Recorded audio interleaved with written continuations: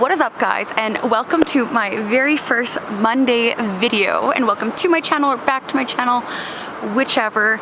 I'm in such a beautiful location. You'll see this in a couple of videos from now of where I am, but I thought I'd just record my first video here in such a happy little location to talk about depression.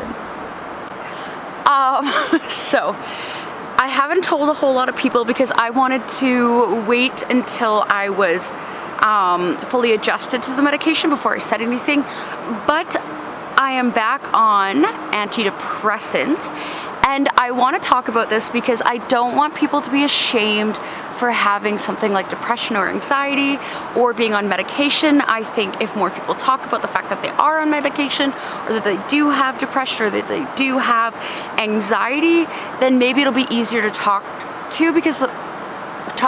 about, because the worst thing is to have depression and hold shame about it, or have anxiety and hold shame about it. We shouldn't feel shameful for something that is a mental health issue. You wouldn't be ashamed if you had to wear a cast or if you had to take diabetic medication.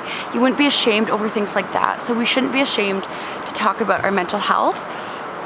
I did take antidepressants before for 11 months, and to be honest, I came off of them because I didn't want to be on them longer than a year, but to be honest, I wasn't fully ready to come off of them. I was on a medication called the brand name of Lexapro, and the actual medication was escitalopram, and it did work quite well. There was a lot of things that it worked well for. The issue that I had is I slept a lot. I was so exhausted all the time. Maybe I was taking too much of it, I'm not too sure. But it was too much for my body. I couldn't handle it. All I was doing was sleeping, and it was just a little bit rough. So I came off of it and honestly felt worse, and I was just like, oh, maybe my body will adjust. Then I hit like 4 or 5 months off of the medication, and then I was like, okay, it's been a long enough time for my body to adjust and feel like good or whatever. But I've been back on them for, I want to say like 6 weeks now. I'm on a totally different medication called Effexor. I'll have to Google what the thing is. I can't remember, but I'll put it somewhere on the screen. But what it does is so the other one was an SSRI, and this one is an SNRI. So they're both serotonin boosters, but this one gives you a lot more energy, as well as it slows down your mind is one of the things. And honestly, this one I like it way better. I know I've only been on it for like 5-6 weeks. I honestly can't remember the exact date I started, but it was approximately then. But honestly, my thoughts have already slowed down, and I feel more energized. I feel more myself, I guess. And I've already noticed a change, and I'm not even on the full dose yet. We're keeping me on this one for a month.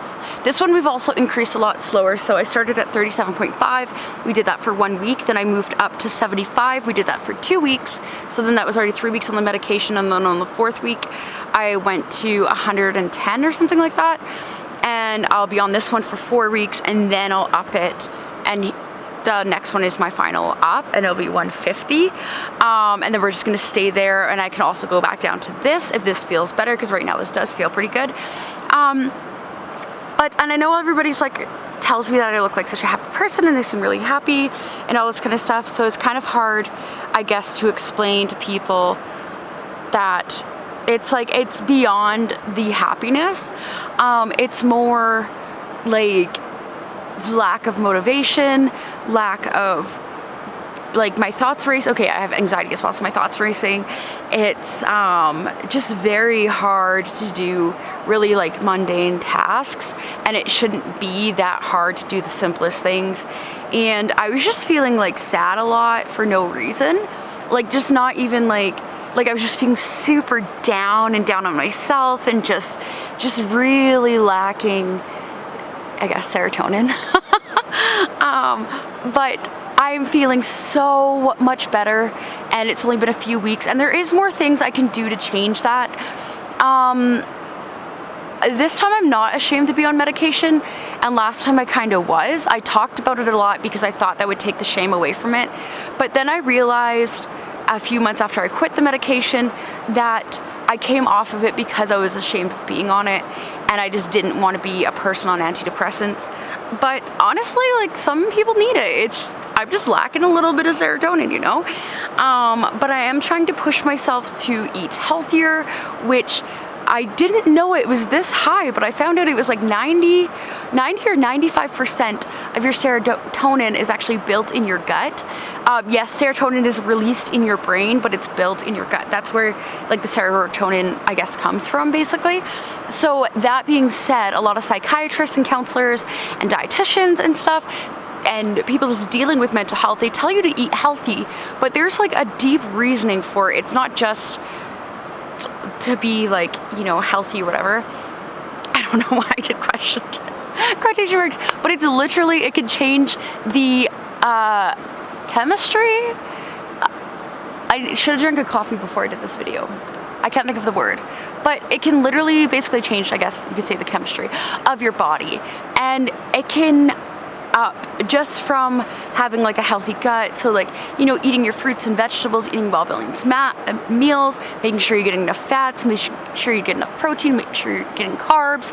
You need a balance of all of it, not just favoring one thing. But if you can build, like if you have like a balance between all of that, and you're drinking water, you're getting sleep, you can literally boost your serotonin so much just from those things. So over the course of the next couple years, I'm gonna really, sorry, I keep like looking around. I keep like I keep like seeing different things. Over the next course of the couple of years, I'm going to really focus, and actually focus this time, because I have a really bad habit of just being like, well, I want to eat this like bad food because it tastes good. But even though it tastes good, I can make healthier options, and my mental health should be my number one focus, and I do let that slip a lot. I don't put it first a lot of the times, because sometimes I'm like, oh, well, I'll just work more so I can, you know, have more money, but then I'm exhausted and I'm having like a really hard struggle to have my mind at ease because I'm working so much and I'm so tired.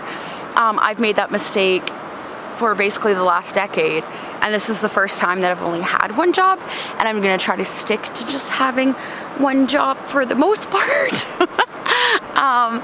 But over the next couple of years, I just really want to focus on the things that are going to improve my mental health, and I will not go off medication until my depression is at like it's good and I feel more happy than I feel sad, and that, yeah, it just really push it and then slowly come off of it. And it's not like I have anything in my life to be sad about, to be honest. Like, obviously there's a few little things that happen here and there, but like, my life is going pretty good, like, if I must say so myself. Like, I'm in this beautiful location, I'm on a vacation right now. Like, I have the money that I can afford to go on vacation, which is like, you know, an absolutely something I'm super grateful for. I'm very fortunate. And I have, you know, my work is like, I'm making like good money right now. I'm chipping off at my debt, getting that, like, it's the most paid off it's ever been. I like have a really good friend group and people who are very supportive of my life. I have an amazing boyfriend who is unreal. He's super supportive, even with me going on medication. He was so supportive of it, and he told me, like, you know what's best for you. You got to do what's best for you. And he just like checks in on me about it, and he's just an unreal person. Oh my god, I like him so much.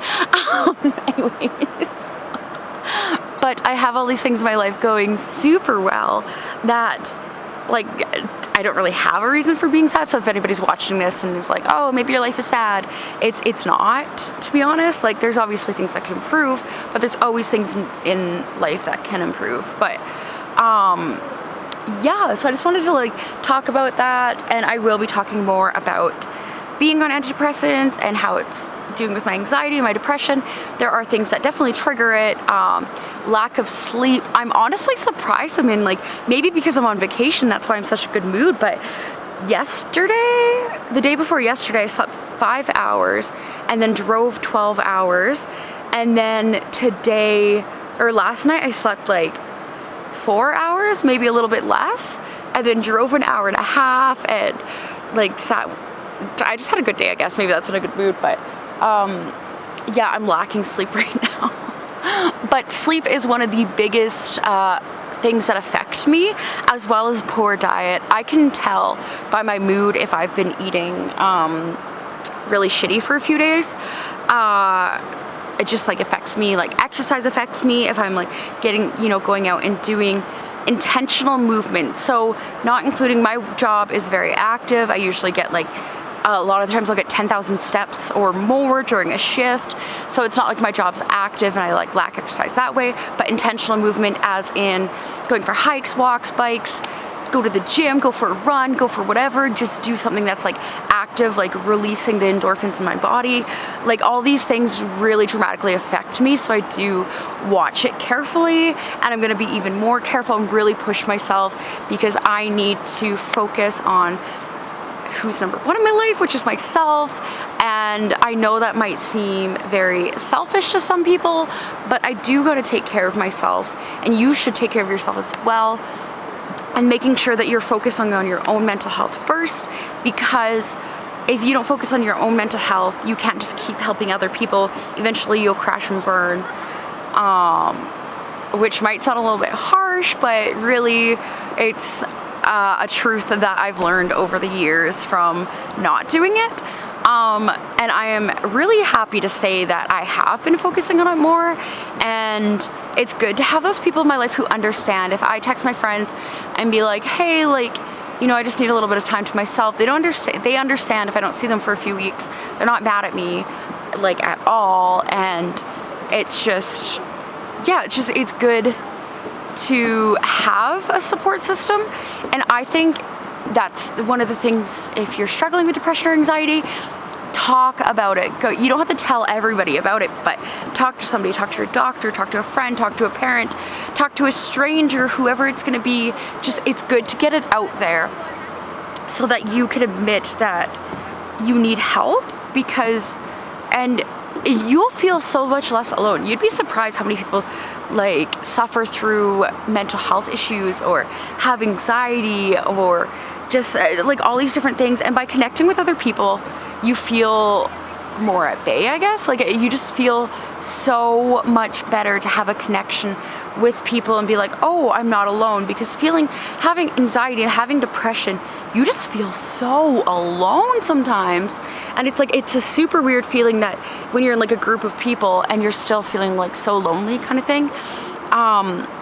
Like I said, it's improved a lot for me. I don't always have that feeling, I guess. I do feel sad sometimes, but that's just like a part of it, I guess, and it does go away. Like I said, I have a great support system. I can text any of my friends or text my boyfriend and tell them, like, you know, I'm sad, I just need to like hang out with somebody, and they'll, without questions, hang out with me and just kind of be there for me. Or sometimes I don't really need to talk about it all the time, because sometimes I have no reason and I'm just like literally just feel sad for no reason, and I just need somebody there just to like cuddle with me, or just like talk about nothing with me, not even talking about being sad, just talk, or just like sit there in the room with me, whatever.